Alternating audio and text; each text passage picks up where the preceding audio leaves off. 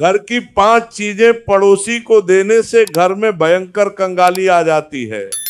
ये बात सुनने में भले अंधविश्वास जैसी लगे, पर मैंने अपनी आंखों से देखा है एक घर को बर्बाद होते हुए, और उसी घटना से ये कहानी शुरू होती है।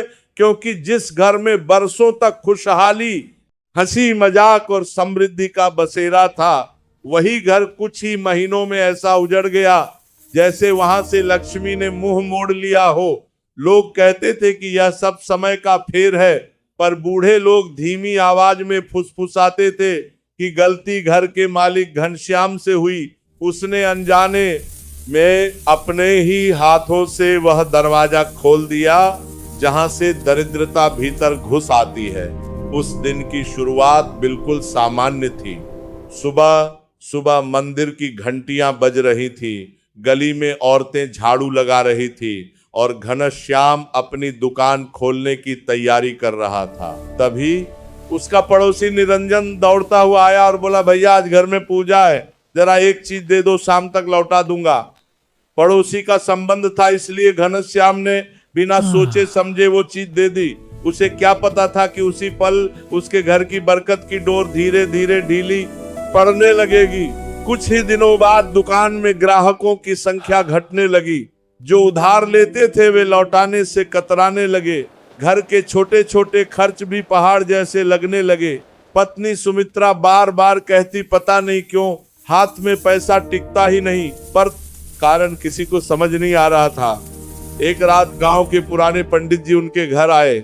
उन्होंने चारों ओर नजर घुमाई और बोले, बेटा कई बार इंसान अनजाने में ऐसी भूल कर बैठता है जो दिखाई नहीं देती, पर असर बहुत गहरा करती है। ये सुनकर घनश्याम घबरा गया। उसने पूछा, महाराज मैंने ऐसा क्या कर दिया? तब पंडित जी ने एक पुरानी कथा सुनाई कि प्राचीन समय में एक सेठ था जो बहुत दयालु था। वह बिना सोचे किसी को भी घर की वस्तुएं दे देता था। धीरे धीरे उसका वैभव मिट्टी में मिल गया, क्योंकि कुछ चीजें ऐसी होती हैं जो केवल वस्तु नहीं बल्कि घर की ऊर्जा, सौभाग्य और मेहनत का प्रतीक होती हैं। उन्हें यूं ही बाहर भेज देना अपने भाग्य को विदा करने जैसा है। यह बात सुनकर सुमित्रा को याद आया कि पूजा वाले दिन उसने भी पड़ोसन को कुछ सामान दिया था। दोनों सोच में पड़ गए कि क्या सचमुच देने लेने से किस्मत बदल सकती है। उसी रात घनश्याम ने सपना देखा कि उसके घर के आंगन से एक सुनहरी परछाई बाहर जा रही है और दरवाजे पर खड़ा कोई अनजान साया मुस्कुरा रहा है। वो हड़बड़ा कर उठ बैठा, पसीने से भीगा हुआ।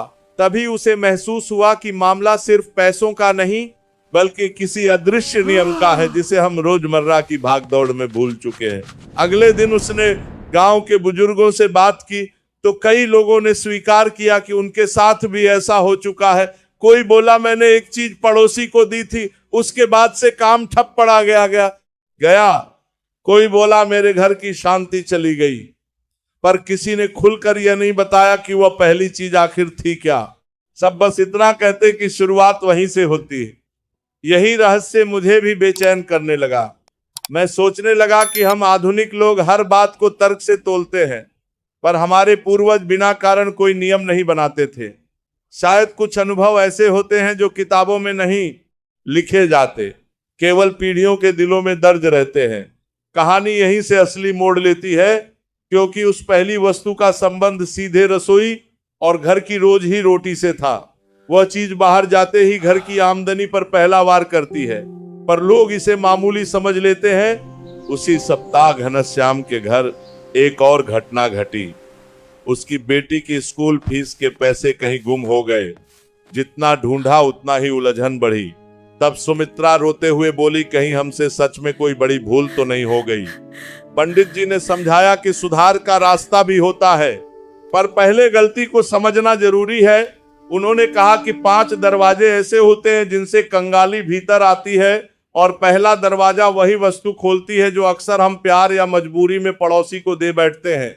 मैं जानता हूं आप भी बेचैन हो रहे होंगे कि वो पहली चीज क्या है, पर कहानी की तरह जीवन में भी सच धीरे धीरे सामने आता है।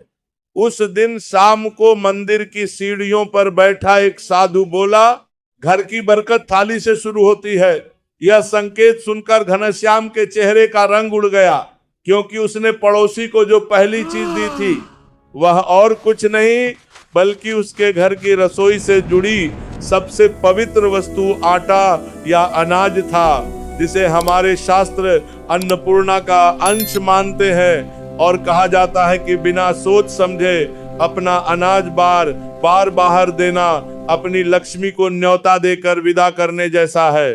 यही वह पहली कड़ी थी जिसने उसके घर की समृद्धि की जंजीर को हिला दिया। कहानी अभी बाकी है, क्योंकि 4 और चीजें ऐसी हैं जिनका रहस्य आगे खुलेगा। पर यह पहला सबक इतना गहरा था कि घनश्याम ने उसी दिन से संकल्प लिया कि अब वह आंख बंद करके कोई भी वस्तु किसी को नहीं देगा। पहले समझेगा, परखेगा और तभी निर्णय लेगा। ठीक वैसे ही जैसे आपको भी इस कथा को अंत तक समझना होगा, तभी पूरा सच सामने आएगा। पहली भूल का एहसास होने के बाद भी घनश्याम के घर की परेशानियां पूरी तरह थमी नहीं थी, जैसे किसी अदृश्य शक्ति ने उनके जीवन की परीक्षा लेने की ठान ली हो। एक ओर दुकान की बिक्री थोड़ी संभलने लगी थी, पर दूसरी ओर घर के भीतर अनजानी कलह जन्म लेने लगी। छोटी छोटी बातों में बहस हो जाती, बच्चे चिड़चिड़े रहने लगे और जो घर कभी मेहमानों से भरा रहता था वहां अब उदासी पसरी रहती।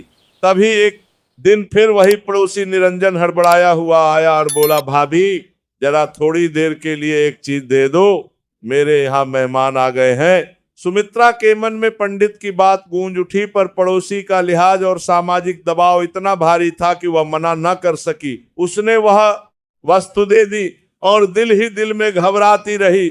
उसी रात घर में अजीब घटना घटी। रसोई में रखा दूध अपने आप फट गया, तुलसी के गमले की मिट्टी सूखने लगी और सुमित्रा को लगा जैसे घर की हवा बोझिल हो गई हो। अगले दिन वह दौड़ती हुई पंडित जी के पास गई। उन्होंने गंभीर स्वर में कहा, बेटी तुमने दूसरी सीमा भी लांघ दी है। कुछ चीजें केवल उपयोग की नहीं होती, वे परिवार के आपसी प्रेम और शांति का प्रतीक होती है। यह सुनकर सुमित्रा की आंखों के सामने वह क्षण घूम गया जब उसने पड़ोसन को अपने घर का नमक दिया था। हमारे शास्त्रों में नमक को जड़ और रिश्तों की मर्यादा से जोड़ा गया है। कहा जाता है कि घर का नमक बार बार बाहर जाए तो घर के लोगों के बीच अपनापन कम होने लगता है, मन में कड़वाहट घुल जाती है। शायद इसी कारण घनश्याम के घर में बेवजह की तकरार बढ़ रही थी। कहानी यहीं खत्म नहीं होती। उसी हफ्ते घनश्याम का पुराना मित्र श्याम मिलने आया। उसने बताया कि उसके साथ भी वर्षों पहले ऐसा ही हुआ था। उसने मजाक मजाक में अपने घर का नमक दूसरों को बांटा और धीरे धीरे उसका संयुक्त परिवार बिखर गया। भाई में मनमुटाव हो गया। यह सुनकर घनश्याम कांप उठा। उसे समझ आने लगा कि यह केवल संयोग नहीं बल्कि कोई गहरा जीवन नियम है। शाम को जब वो दुकान से लौटा तो उसने देखा कि पत्नी अकेली बैठी रो रही है। बोली, मुझसे अनजाने में बड़ी गलती हो गई। तब दोनों ने तय किया कि अब किसी भी दबाव में आकर ऐसी वस्तुएं नहीं देंगे जो घर की ऊर्जा से जुड़ी हो। पर समाज इतना सरल नहीं होता। अगले ही दिन एक और पड़ोसन आई और हक जताते हुए बोली, अरे इतना सा नमक देने में क्या जाता है। सुमित्रा हिम्मत करके मना कर बैठी तो पड़ोसन नाराज होकर चली गई। उसी रात घर में पहली बार बरसों बाद शांति से खाना बना। बच्चों ने हंसते हुए बातें की। ऐसा लगा जैसे बोझ थोड़ा हल्का हुआ हो।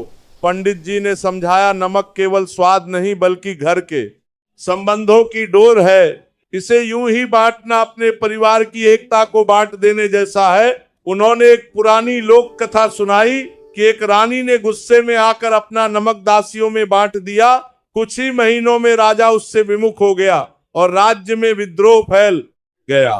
तब रानी ने पश्चाताप कर नया नमक विधि पूर्वक घर में स्थापित किया। तब जाकर शांति लौटी। यह कथा सुनकर घनश्याम और सुमित्रा दोनों ने प्रण लिया कि अब वे परंपराओं को अंधविश्वास समझकर नहीं बल्कि जीवन के अनुभव मानकर देखेंगे। लेकिन अभी परीक्षा बाकी थी, क्योंकि जिन 5 चीजों की चेतावनी बुजुर्ग देते हैं उनमें नमक दूसरी सीढ़ी मात्र है।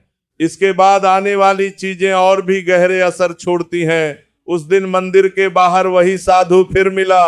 उसने मुस्कुराकर कहा, जो नमक संभाल लेता है वो घर संभाल लेता है, पर जो तीसरी वस्तु दे बैठता है उसकी मेहनत पानी हो जाती है। यह सुनकर घनश्याम के मन में नए प्रश्न उठ खड़े हुए। वह समझ चुका था कि कहानी अभी आधी भी नहीं खुली है, उसके जीवन का असली मोड़ आगे आने वाला है और हमें भी धैर्य रखना होगा, क्योंकि अगली कड़ी में वह तीसरी चीज सामने आएगी जो सीधे इंसान की कमाई, रोजगार और भाग्य की रेखा से जुड़ी मानी जाती है। इसलिए कथा के इस प्रवाह को यही विराम देते हैं ताकि अगला रहस्य पूरी गहराई के साथ समझा जा सके।